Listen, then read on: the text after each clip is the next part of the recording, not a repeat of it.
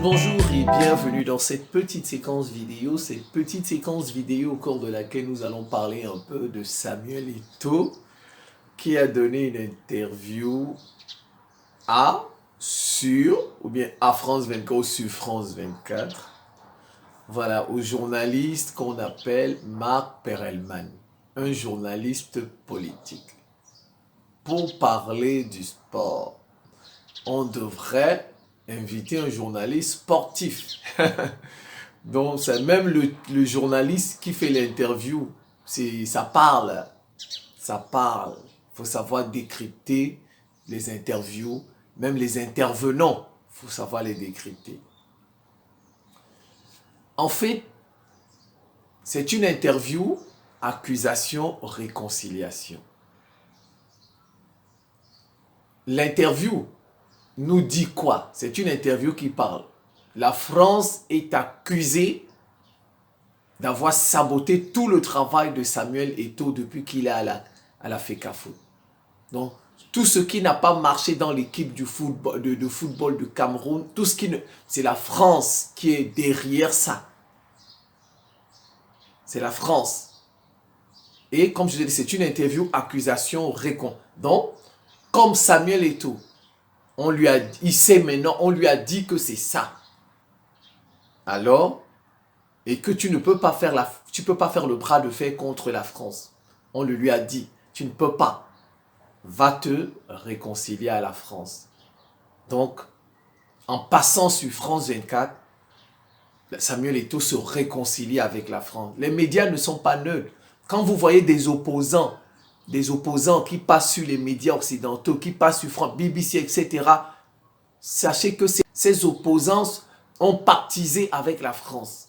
Samuel Eto'o s'est réconcilié à la France. Mais quand je vois certaines personnes qui me disent, ils nous disent, mais notre opposant, c'est un... Il n'y a pas d'opposant en Afrique.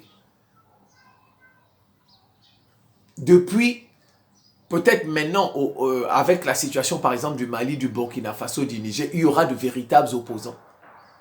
Mais, hormis l'Afrique du Sud, tels que les Julius Malema, mais en Afrique, il n'y a pas d'opposants. Il faut comprendre ça. Tous les opposants sont fabriqués par les Occidentaux, sans exception. Je vous dis, l'exception, c'est maintenant, depuis la situation du Mali, du Burkina, qu'on aura de véritables opposants. Niger, qu'on aura, le Niger même encore, bon, il y a encore les États-Unis là-bas. Il y a encore les États-Unis. Donc, je vais mettre Mali, Burkina.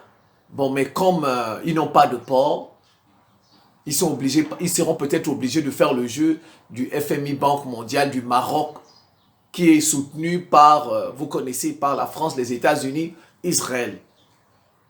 Ouais, les gens ne comprennent pas ça. Ils disent, non, notre opposant, il est bien là. Tous nos opposants sont fabriqués par les Occidentaux. Et tous nos présidents sont placés par les Occidentaux.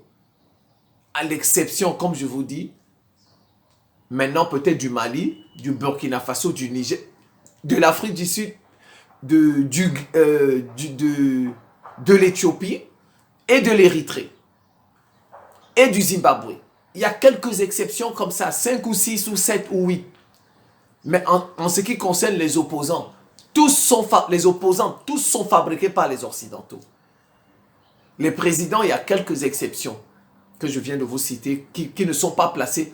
L'Érythrée, le Zimbabwe, l'Afrique du Sud, l'Éthiopie, depuis que les Tigréens ont sauté. Parce que les Tigréens, c'était les États-Unis qui les plaçaient. En Éthiopie, c'était les États-Unis, les Tigréens. Maintenant, depuis que Abiy Ahmed est arrivé là, c'est pas... Vous voyez, mais vous avez des gens qui ne comprennent pas, qui nous fatiguent partout là, qui nous disent ah ben, on a un vrai opposant, on le supporte. Il n'y a pas d'opposant en Afrique. Je peux vous donner la liste de tous les... Non, voilà, c'est pas une vidéo sur les opposants. En fait, comment comprendre que Samuel Eto'o Je me nomme d'abord Simon-Paul Bambo Ndobo. Je suis le ministre de la Défense de l'Afrique, d'un monde multipolaire et de la réciprocité. Je défends mon continent. Voilà.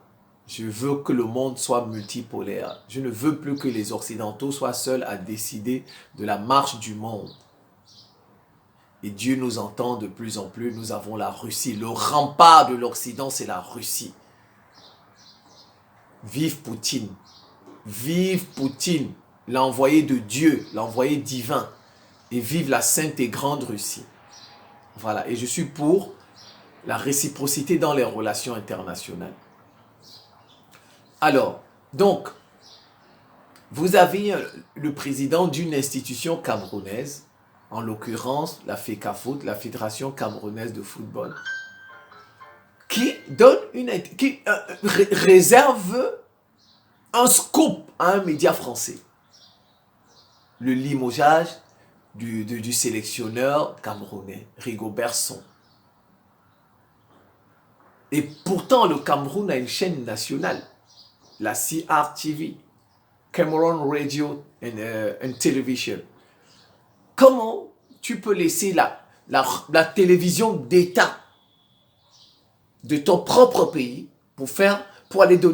pour aller faire cette annonce sur France 24?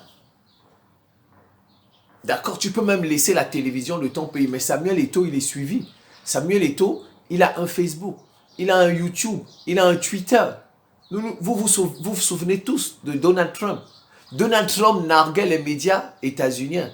Il avait son Twitter, avant qu'on ne ferme son Twitter. Chaque fois qu'il y avait une annonce à faire, Donald Trump va y prendre son Twitter. Tap, tap, tap. Il annonce, et puis les médias commandent, et puis les médias en parlent. Samuel Eto'o aurait pu faire ça sur son Facebook. Il fait une vidéo comme moi. J'annonce le limogeage, je mets fin au contrat du sélectionneur camerounais Rigobert Song. Même sur son compte, sur ses comptes, il aurait pu faire ça. Et les médias allaient relayer. Les médias allaient relayer. Certains vont vous dire peut-être non. C'est pour que la décision ait un retentissement international. Donc, ça passe dans les médias occidentaux. Vous savez, les médias occidentaux ont un retentissement international. Donc, les gens vont dire, ils peuvent dire, et puis c'est une façon de faire de la publicité à comment on va dire ça, à Rigobert Song, que bon, il est libre, peut-être que des équipes dans le monde auraient peut-être besoin de ses services. C'est peut-être pourquoi il a fait l'interview, il a fait l'annonce sur France 24. Non, ça c'est pas valable, ça ne vaut pas, non, non, non. Même si tu veux faire la publicité de Rigobert Song, c'est pas sur France 24, même sur le YouTube de Samuel Eto'o, même sur son Facebook, même sur son Twitter, dès qu'il fait une annonce que Samuel Eto'o met la FECAFOOT met un terme au contrat de Rigobert Song, les médias vont relayer, ça va faire le tour du monde. Ça va faire le tour du monde. Donc en fait, non, on lui a dit de faire ça. On lui a dit. Et pour deux raisons. Regardez. Il y a beaucoup vraiment, qui ne comprennent même pas que même le football est géopolitique. Vous voyez même des adultes et même des journalistes, même le football est tout est géopolitique. Surtout avec l'avènement de la Chine et de la Russie là. Encore avant 2010 là, ils pouvaient laisser faire les équipes gagner. Parce que bon, personne ne les contestait dans le monde. Personne ne contestait les Occidentaux, c'était les patrons. Donc, avant la montée de la Chine et de la Russie, ils pouvaient laisser les équipes gagner. Les pays, n'importe quel pays gagner, parce que tous les pays leur étaient soumis. Tout le monde était soumis aux Occidentaux. Donc, en ce moment-là, tout pays pouvait gagner encore. Mais maintenant, là, avec la montée de la Chine et de la Russie, rien n'est neutre. Tout est géopolitique. Les Occidentaux font une guerre globale, même dans le divertissement, même dans les chanteurs, là. Les chanteurs, le basket, tout ça. Les Occidentaux font la guerre dedans. Les matchs de football que vous voyez là, les matchs de boxe, de catch, vous voyez Francis Ngannou. Ça, c'est préparé. On prépare, on joue ces matchs dans des bureaux. On joue dans des bureaux, on décide du score, on décide, peut-être pas du score film, mais on décide de qui va gagner, qui va perdre. Les joueurs que vous voyez sur le terrain de football, là, les joueurs que vous voyez sur le terrain de football, ce sont des marionnettes. C'est un film. Vous jouez un rôle. C'est tout, c'est un film. On a décidé dans le... Vous voyez? Regardez la coupe en Côte d'Ivoire. Le président de la CAF a dit c'est la CAN du ciel, la meilleure CAN. Le président de la FIFA. Et après, le président de la FIFA a dit qu'en 2038, la Côte d'Ivoire pourrait organiser la Coupe du Monde. Vous voyez? C'est la France qui est derrière. C'est la France. C'est la France qui a donné cette coupe à Alassane Ouattara. C'est la France qui a donné cette coupe à la Côte d'Ivoire. Et depuis que Samuel Eto'o est là, Samuel Eto'o, dès qu'il est arrivé, il a pris la confection des maillots. C'était le corps sportif qui le faisait. Un équipementier français. Il a donné ça aux États. Depuis ce jour-là, c'est la guerre avec la France. Donc la France lui a mis les bâtons dans... Tout ce qui s'est passé là, l'équipe de football, les pressions, c'est la France. Cette interview prouve cela. Parce que il va se réconcilier à la France. Donc tout ce... c'est la première fois. Je vais dire, prenons par exemple le président de la fédération belge. La Belgique joue mal la Coupe du Monde. Et le président de la fédération de Belgique va sur un média, sur une presse française, une presse allemande, annoncer que le sélectionneur, on le limoge. Alors que les Belges ont leurs médias. Vous avez déjà... Vous pensez que c'est possible, ça? C'est possible. Non, c'est pas possible. C'est pas possible. Regardez un peu les États-Unis. Les États-Unis. Les États-Unis. Leur équipe joue mal à la Coupe du Monde, ou bien à la coupe des États du continent américain. Et puis, le président de la Fédération de football des États-Unis, il va sur un média canadien, il va dans une presse chinoise, ou bien russe, annoncer que, bon, on met un terme. Non, vous voyez, c'est compliqué, c'est compliqué l'Afrique. Ça prouve que nous ne décidons pas chez nous. Vous voyez, ça veut dire qu'on ne décide pas chez nous. Parce que si on décidait chez nous, Samuel Eto'o aurait fait cette annonce sur la chaîne camerounaise, CRTV. Il aurait fait ça. Il n'a pas le choix. Sinon, on le vire lui-même. S'il ne fait pas ça, on le vire. Samuel Eto'o. Donc, qu'est-ce que vous voyez? C'est la première fois depuis que le Cameroun, en tout cas moi, depuis que je suis né et que je suis les matchs du Cameroun, c'est la première fois que le président du Cameroun ouvre une enquête sur une compétition. Il ouvre une enquête, il diligente une enquête sur une compétition, sur le parcours des Lions indomptables en Côte d'Ivoire. Paul Biya a ouvert une enquête. Quand vous voyez, le président ouvre une enquête, ça veut dire qu'il y a des choses qui ne vont pas. Ça veut dire qu'on a saboté l'équipe du Cameroun. En fait, on la sabote depuis la Coupe du Monde. On la sabote depuis la CAN. C'est la France qui l'a... Depuis qu'on a mis ça, c'est la France qui sabote. Et vous avez vu, le Premier ministre a convoqué Samuel Eto'o pour l'entendre. Vous avez, le président diligente une enquête. Le Premier ministre convoque Samuel Eto'o pour l'entendre, pour l'écouter. Et c'est après l'annonce de l'enquête du président, l'écoute de Samuel Eto'o par le Premier ministre, qu'il donne une interview à France 24. Vous voyez? Regardez le timing. On lui a dit là-bas, on lui a dit, le Premier ministre ou bien la présidence, on lui a dit que c'est la France qui te met les bâtons dans les roues. C'est la France qui sabote l'équipe du Cameroun. Donc, tu ne peux pas combattre la France. Tu ne peux pas. Réconcilie-toi à la France. Donc, va sur... On lui a dit, Samuel Eto'o ne peut pas se lever le matin comme ça, aller faire une interview sur France et annoncer. Il sait que les Camerounais vont critiquer. Il n'est pas quand même bête, il n'est pas idiot jusqu'à ce point. Il n'est pas idiot jusqu'à ce point que tu annonces le limogeage du sélectionneur de Cameroun sur un média étranger. Il sait que les gens vont en parler, mais il n'est pas bête. Donc on lui a dit de le faire. C'est le gouvernement qui lui a dit de faire ça sur France 24. C'est le gouvernement qui lui a dit de faire ça. Regardez, il a laissé tous les médias, hein, tous les médias camerounais. Bon, on peut dire les médias camerounais le détestent, etc. Mais pas tous les médias camerounais. Il y a la chaîne nationale. On peut dire qu'il y a des médias privés qui le détestent, mais, il y a la chaîne nationale, la chaîne étatique, CRTV. Donc, il aurait pu faire ça là-bas. Il aurait pu faire ça là-bas. Non, non, il y a des gens qui le détestent, des chaînes qui le détestent. Non. La chaîne nationale ne le déteste quand même pas.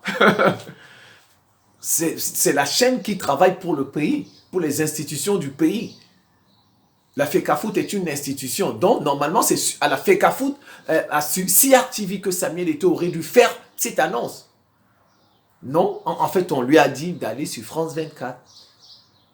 On marque comme ça. C'est une façon d'accuser la France et se réconcilier. C'est toi qui m'as mis les bâtons dans les roues. C'est toi qui as saboté tout mon travail depuis que je suis à la CAF. Tous les échecs que nous avons, l'équipe du Cameroun, que moi-même, les problèmes que j'ai à la CAF, c'est la France. Bon, on tourne la page, je me réconcilie. Vous voyez, l'interview, c'est une interview avec les yeux. On ne voit pas ça comme ça. Vous voyez, ça ne parle pas, mais on comprend. Ça ne parle pas, mais on comprend. C'est une interview, accusation, réconciliation. Et en plus, vous voyez, c'est pour vous dire que c'est politique. Ils n'ont pas pris un journaliste sportif pour faire l'interview. Ils ont pris un journaliste politique pour faire l'interview. Même les personnages, les acteurs de l'interview, ça parle. Vous voyez, c'est comme quelqu'un qui... C'est des symboles. Oui. Vous savez, le fait de porter une tenue militaire, c'est des symboles, n'est-ce pas? Ça joue. Vous voyez, par exemple, Kadhafi portait toutes sortes de tenues, c'est des symboles, ça parle. Même les tenues parlent. Même le personnage qui fait l'interview parle. Pourquoi n'ont-ils pas pris un journaliste sportif? N'est-ce pas? C'est du sport. C'est du sport, on parle du sport. En fait, dans l'interview, qu'est-ce qu'ils ont fait? Ils ont fait le bilan de la compétition, de la CAN, le parcours de l'équipe du Cameroun. Ils ont fait le bilan dans cette interview, un petit bilan. Et ils ont fait un petit bilan de la gestion. De la gestion un peu de Samuel Eto'o, de la FECAFOOT, comment il gère les méthodes, etc. Son management. Donc, en fait, c'était un peu ça, cette interview. Le bilan du parcours de l'équipe camerounaise en Côte d'Ivoire et le bilan de sa gestion. Vous voyez? Quelqu'un, un Camerounais qui va faire le bilan sur un média français. Un média français. On lui a demandé de faire ça. Samuel Eto'o ne peut pas aller sur un média français. Samuel Eto'o qui dirige une institution camerounaise et il va faire le bilan de son parcours, le bilan du parcours de l'équipe sur un média français. On lui a demandé, ses patrons lui ont demandé d'aller le faire. Ses patrons lui ont dit, c'est la France qui t'a saboté, mais tu ne peux pas combattre la France. Vas-y te réconcilier. En fait, il y a deux hypothèses à ça. Soit c'est parce que c'est la France qui commande le Cameroun. Oui, peut-être. Peut-être que c'est parce que c'est la France qui commande le Cameroun que... Ou, il y a la deuxième hypothèse, c'est peut-être parce que le Cameroun est dans une fausse politique, une politique de multipartenariat, plusieurs partenaires. Donc, on dit non, on ne va pas se fâcher avec un partenaire, la France. Vous savez, le Cameroun, il a une coopération, le Cameroun a une coopération militaire avec la Russie.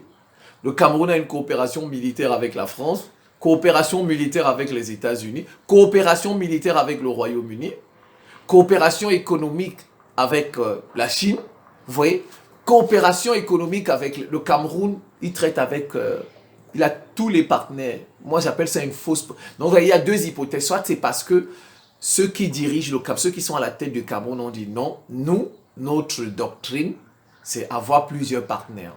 Donc, comme tu es à la tête d'une institution camerounaise, nous ne voulons pas que tu sois en froid avec l'un de nos partenaires. Voilà, soit c'est ça. Ou tout simplement, la deuxième hypothèse, c'est la France qui dirige le Cameroun. C'est tout. C'est la deuxième hypothèse. La France, bon, moi je ne suis pas dans les secrets, je ne suis pas membre du gouvernement. Je fais juste des analyses, des hypothèses en fonction de ce que je vois à la télé, en fonction de ce que j'écoute dans la presse et tout. Donc je ne peux pas vous dire que c'est la France qui commande le Cameroun, ou bien je ne peux pas vous dire ça. Je ne peux pas affirmer, je n'ai pas les chiffres, je ne suis pas acteur de ça, je ne suis pas dans le gouvernement. Donc tout ce qu'on fait là, ce sont des analyses, ce sont des réflexions en fonction de ce qu'on observe, en fonction de ce qu'on voit, en fonction de ce qu'on constate. Donc il y a soit deux hypothèses. Le Cameroun est dans une logique, dans une doctrine de multipartenaire, de multipartenariat. Le Cameroun veut avoir plusieurs partenaires. Donc, tous ceux qui travaillent pour l'État doivent être dans cette logique-là. Voilà, peut-être c'est la raison pour laquelle on a demandé à Samuel Eto'o d'aller se réconcilier à la France. La deuxième hypothèse, c'est peut-être que c'est la France qui dirige le Cameroun, tout simplement. Le président lui-même, c'est la France et les États-Unis qui l'ont placé là-bas, en 82. Voilà. Bon, et maintenant, bon, il se fait garder par Israël. Et ben, vous savez tous, c'est les mêmes gens. Israël, c'est le bébé des Occidentaux. C'est le bébé des États-Unis, du Royaume-Uni de France. Donc, vous voyez, on est dans une situation compliquée. Hein. Très compliquée. Très. Vous voyez, le véritable problème du Cameroun, ce sont les Occidentaux. Et puis, vous avez vu, ils ont parlé à la fin de politique. Vous voyez, c'est pourquoi on a pris ce journaliste politique. Est-ce que tu vas soutenir? Ben, il a déjà répondu qu'il va... En fait, il a répondu qu'il va soutenir Paul Biya.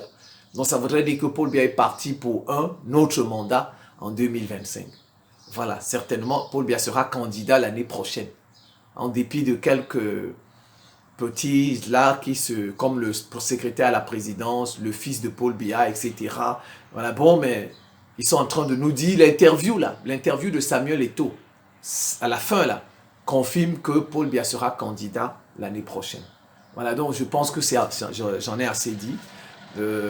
Voilà un peu la situation de nos pays africains, à l'exception de quelques-uns comme l'Érythrée, le Zimbabwe, peut-être l'Éthiopie, le Mali maintenant, le Burkina, voilà,